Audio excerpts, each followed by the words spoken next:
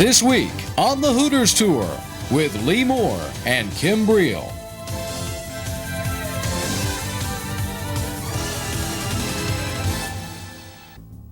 Coming up this half hour on This Week on the Hooters Tour, the first two rounds at Brown Acres Golf Course in Chattanooga. We'll take a look at the famous Tennessee Aquarium, meet Hooters pro Steve Thomas, and watch an exciting four-hole playoff. All coming up next. Hi, I'm Janet from the Atlanta Hooters. Stick around, we'll be right back.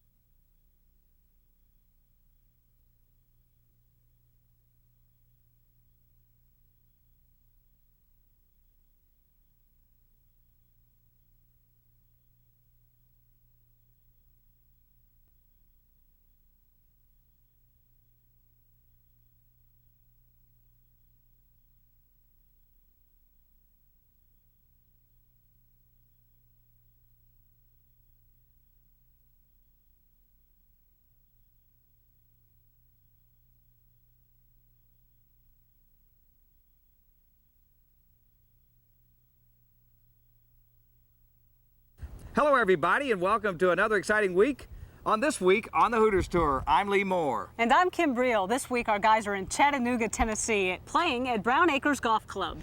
Kim, just a word about the Hooters Tour. It's a pro developmental golf tour. We've sent a large number of players up to the PGA and Nike tours like long-hitting John Daly and current U.S. Open champ Lee Janzen, just to mention a couple. As you mentioned earlier, Kim, we're here in Chattanooga, Tennessee.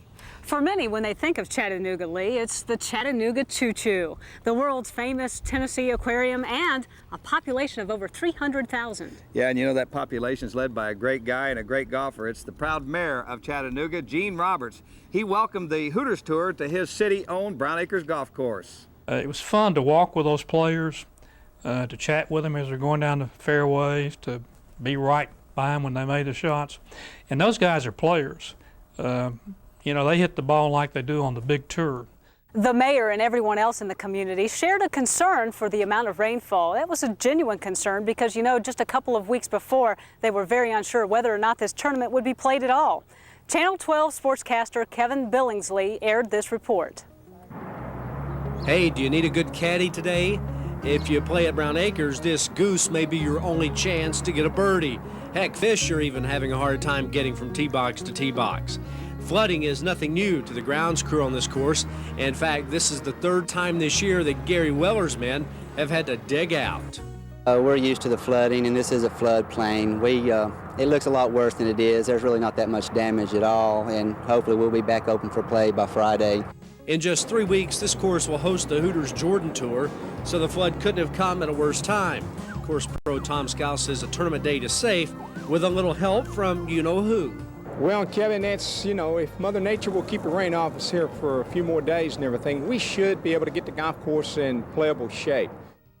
And the weather will continue to be a story in this tournament, but thanks to a tremendous amount of work by the staff and the volunteers, we will get in 72 holes of play. And incidentally, Lee, there will be a course record set during this tournament, and it happened on the first day.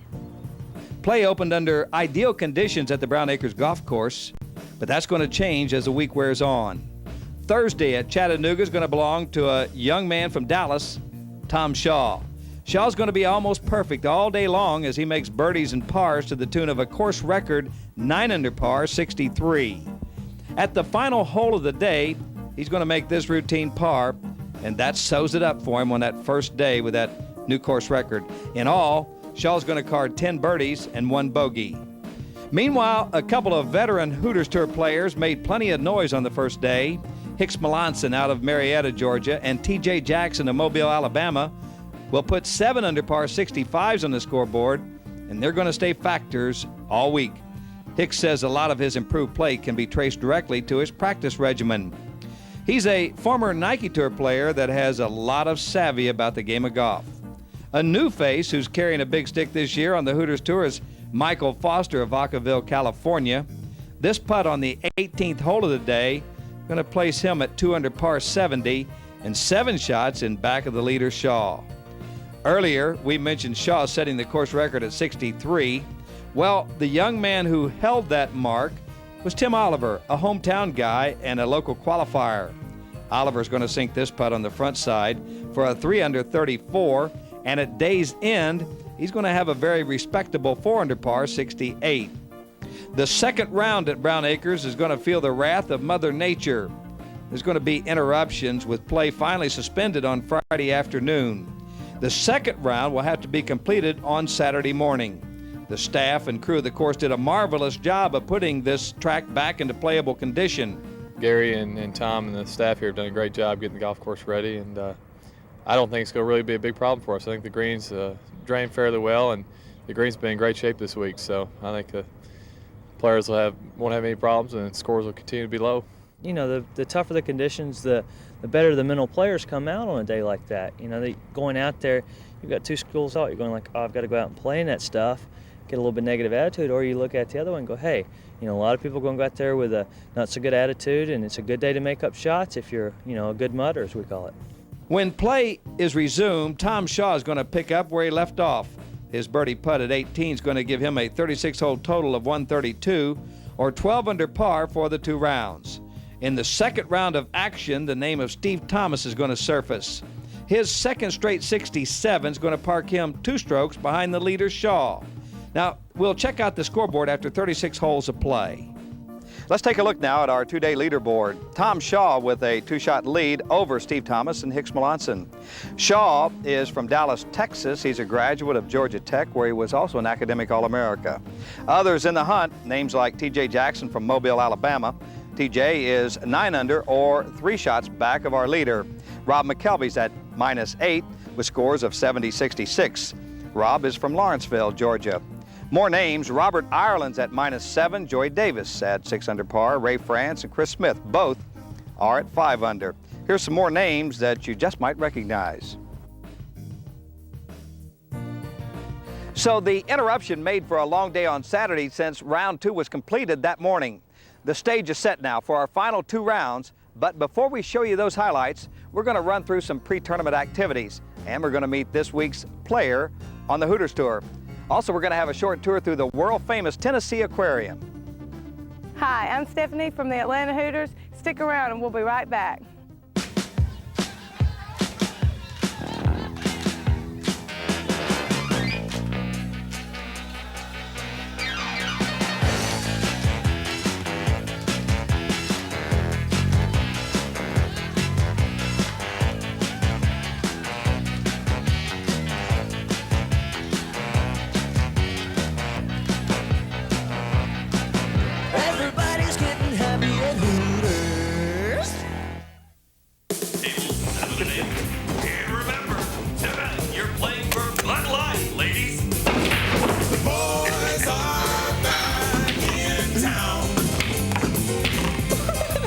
These guys are good. Who are you calling guys? Yeah.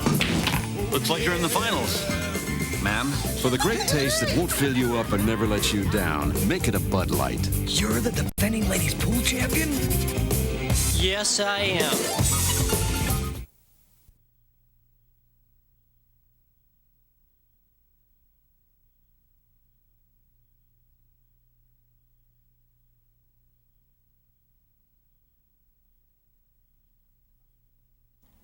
Our week really began in Chattanooga with Monday qualifying. There were 42 players trying to make the field with only 10 spots available. The medalist on Monday was Mike Clark, who shot a 68. Hooters Tour player Spike McCroy was second with a 70, and you see a bunch of other names there. One noted name, Steve Thomas, who was in a four-way playoff to gain a spot. On Wednesday, we had the big Pro-Am. Now, you met Mayor Roberts earlier. The mayor was part of that winning team along with Hooters Pro Jeff Cook. The other amateurs were Rita Skiles, Alan Fryer, and Ronnie Hayes. Now, our Pro-Ams really give the community an opportunity to meet our young guys. Steve Thomas is not one of our younger players. As a matter of fact, he's one of the more experienced players on the Hooters Tour. Back in 1988, he led the PGA Tour in driving distance, and he's also played on the Nike Tour just last year. So I guess if the Hooters Tour has a living legend, it's Steve. Steve never at a loss for words, and his motto has to be, have clubs, we'll travel. My reputation is with a driver, and I think that I've got a pretty good reputation around the country. People know who I am with the driver in my hands. I've never had the reputation as a great putter. It's not a good thing to have, but over the years, playing the Jordan Tour has reinforced my putting. It's getting better year by year by year. I know the old saying, I might be getting into my prime. I'm 38 years old, but my game is getting better than it was 5 years ago. Thomas turned pro in 1977 after playing 2 years at the University of Southern Mississippi. He spent 3 years in Costa Rica as a touring professional for the International Country Club. And from 1977 through 79, Thomas groomed his game for competitive play. In 1978, he tried for the PGA Tour, a tough grind, which after 4 qualifying schools left him looking for a place to play golf. We call Tour School Hell Week. That's exactly what it is. When you get to the finals with the Tour School, you put yourself mentally and physically through hell, because one bad swing of the golf club, it's over with. You've lost your chance of getting on the PGA Tour that year. So when you go to the finals of Tour School, you have to be just totally at your best, and that's the way it is out there. Eventually, Thomas would make it to the finals of 4 qualifying schools before he would finally gain a spot on the PGA Tour. I took a different philosophy going to the qualifying school that year. I guess my mentality was, I wanted to go to Tour School and win Tour School. And I'd had a long talk with my wife, and she said, just go to Tour School, and when you get to Tour School, if you just finish in the top 50, it doesn't matter if you finish first or 50th, they put that gold money clip on your belt, and that's the most important thing. What do people say about a guy who's in his late 30s, still chasing a dream of becoming a household name on the PGA Tour? Some may insinuate that he's just a golf bum, taking the easy way out of the working world. I have been called that before. I've had, a lot of us that are not tour players. We travel all over the country. We're money players. We have to survive out here. When you make the commitment to become a professional, you play for money. That's how you make your living. And you've got to be able to play in tournaments that can support this type of life that we live. For all those who doubt the ability of this long-hitting veteran, time will write the end of this script as to whether or not Steve Thomas will be joining the likes of former Hooters Jordan players like John Daly and Lee Janzen. If Steve Thomas could just get that putting stroke down, there's no doubt in my mind he'd still be on the PGA Tour. But that's a story for a lot of guys. That's true, Lee. Our next story is again about the water in Chattanooga, but not the water that filled the sand traps and ran over the hazard lines, but rather the water where you'll find a fin or two. The Tennessee Aquarium is the first major freshwater life center in the world. This aquarium was founded as a private, nonprofit educational organization and is dedicated to the understanding, conservation, and enjoyment of rivers. Just some quick facts about the aquarium. It's a 130,000 square foot facility holding 400,000 gallons of water in 21 exhibits. Within the first 6 months of operation, roughly 1 million visitors had come to see over 7,000 living specimens representing 350 species of fish, birds, mammals, reptiles, and amphibians. People come to the Tennessee Aquarium for a variety of things. It seems to me that most of them are most impressed with the natural habitats and seeing not only fish, but the other creatures that or around the ecosystems around the Tennessee River and some of the other great rivers in the world. It's a world-class act, and it's done with meticulous detail, and everyone seems to enjoy that. The Tennessee Aquarium gives visitors their first look at the underwater world of the river. Many of us have seen saltwater fish in their ocean environment, but few have seen freshwater fish in their natural habitat. The Tennessee Aquarium is more than just a window on aquatic life. It's, as they say, the big picture. It's only appropriate that Tennessee is the home of the largest freshwater aquarium, as Tennessee contains more species of freshwater fish than any other state in the Union, and is the home of more varieties of plants and animals than any comparable inland temperate zone in the world. Chattanooga, Tennessee, becoming a leading tourist attraction. The motto is return to the river and make it something special. And after more than a decade and the involvement of hundreds of people, they have developed the largest freshwater aquarium in the world. The Tennessee Aquarium, truly one of the great must-see attractions in the Southeast.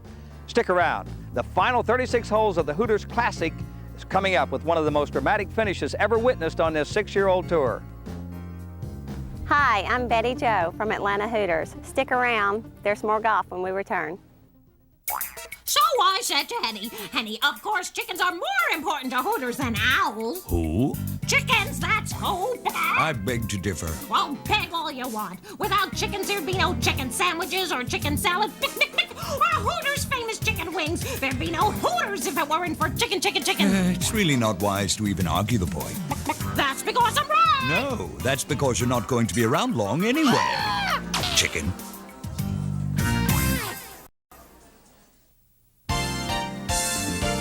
Naturally fresh, simply delicious. Just wait and see. You'll taste the quality. The quality, preservative free. We always have been, always will be. Naturally, it's simply delicious.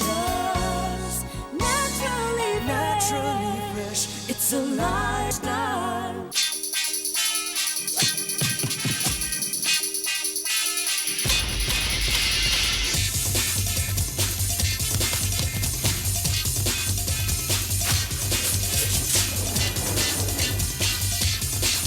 Are you still drinking the old thing?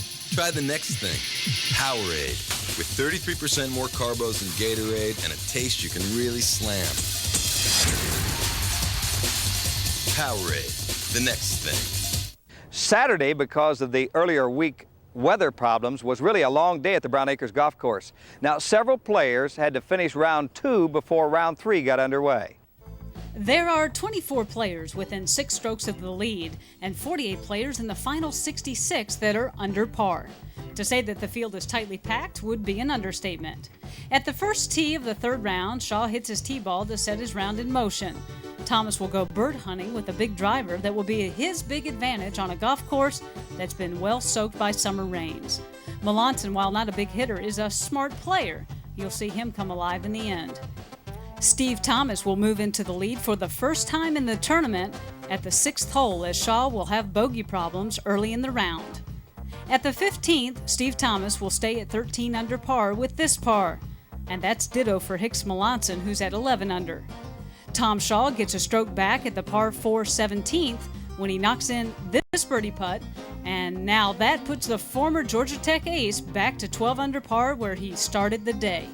Steve Thomas gets to 14 under par on the same hole after an excellent approach shot gives him a great birdie opportunity, and he cashes in.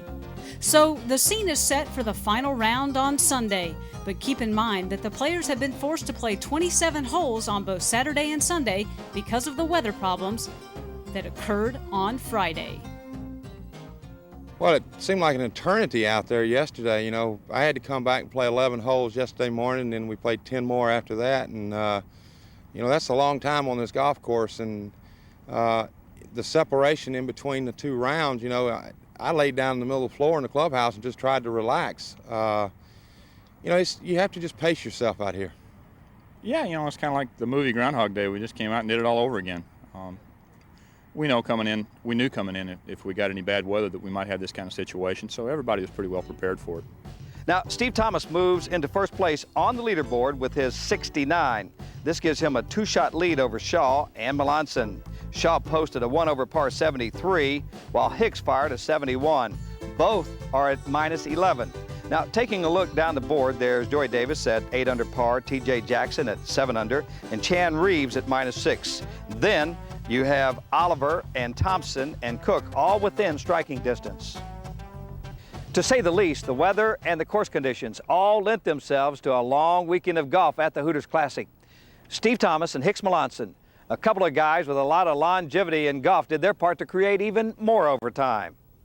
The final 18 holes will really boil down to a battle of former Nike Tour veterans. Hicks Melanson and Steve Thomas will need overtime to determine the $15,000 first place check.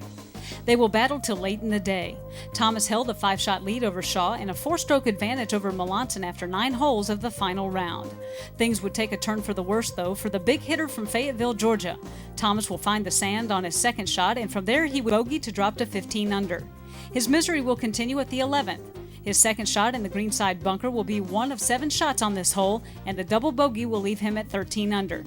3 shots lost to par in the 2 holes, and he goes into a tie with Melanson, who makes par at 10 and 11.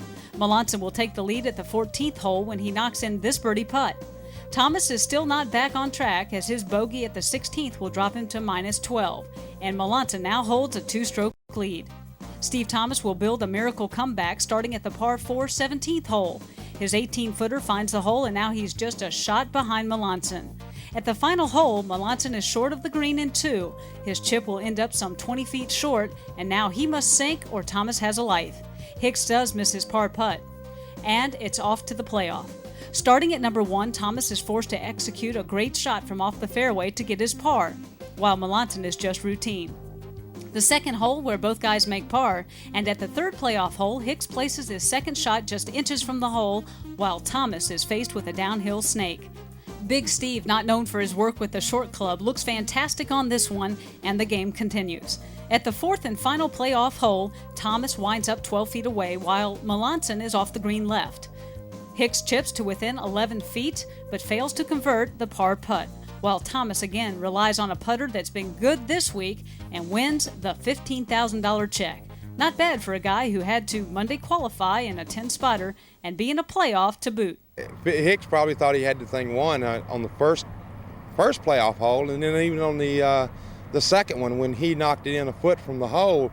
You know, I guess a lot of people stand up there and say, well, this is over with, we're going back in, and I happened to roll in that putt from the back of the green. It's just one of those things. That's golf. I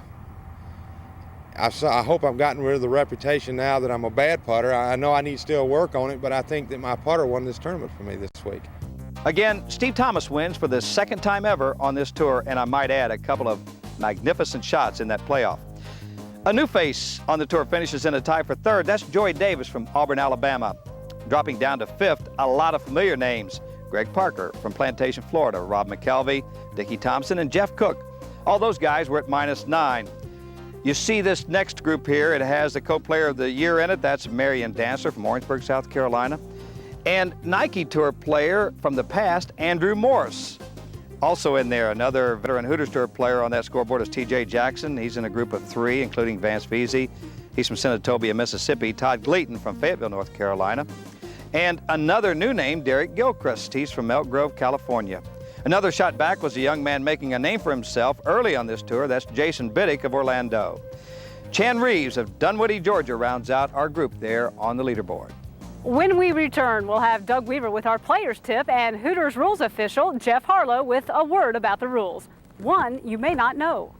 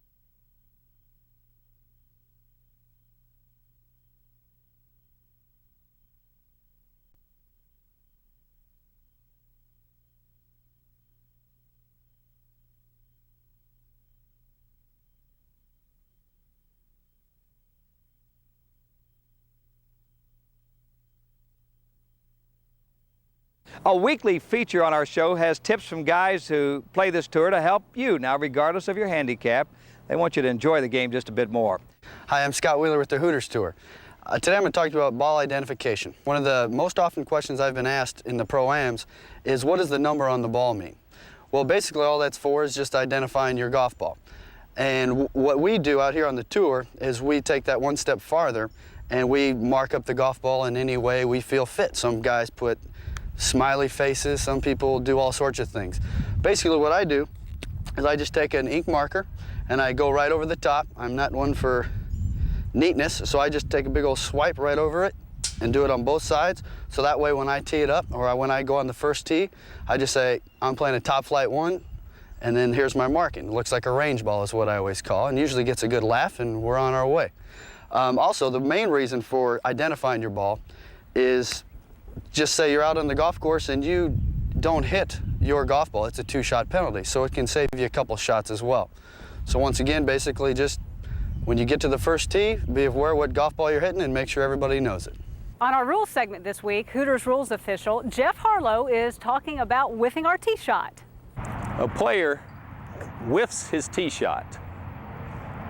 He bends down and tees the ball lower. Is this a penalty? You bet your G. Loomis graphite shafts it is. As the ball was in play, once the player made a stroke at it, he incurs a 1-stroke penalty under Rule 18-2A when he lowered his tee, and a penalty of loss of hole in match play, or a total penalty of 2 strokes in stroke play, since he subsequently did not replace the ball. So remember, if you whiff it, don't touch it. Thanks, Jeff. Now let's talk about something that's easy to talk about, money. After 2 weeks, here's what our top 10 look like on our money list. There are some familiar names right there at the top of the list: Thomas, Claxton, Melanson, and Durant. Now, the number 5 guy is a veteran player, both from the Nike and the Hooters Tour, Andrew Morse. He's got $5,960 so far. The remainder of the group in the top 10, Chris Vandervelde, and this is a guy that's making a name for himself in golf. And checking our big Naturally Fresh $100,000 bonus race, our leader is Andrew Morse, who is 14 points in front of Steve Thomas, followed by the former Georgia All-America, Paul Claxton. There's a tie for 4th between 2 gritty, determined type players, Chan Reeves and Jason Biddick. They are both at 276 points. The folks here have been just great. Tommy Skiles, the head pro at Brown Acres, we want to thank him, and the city of Chattanooga and its great mayor, Gene Roberts. There's some other folks that we need to thank. The great folks at Chattanooga Hooters that entertained our players on Monday night. Next week, we'll be in Columbus, Georgia at Bull Creek Golf Course. This week on the Hooters Tour is brought to you by Hooters Restaurants. Hooters, delightfully tacky yet unrefined. Naturally Fresh Foods. Naturally fresh, preservative-free salad dressings, sauces, and dips. And by Bud Light. Won't fill you up, never let you down.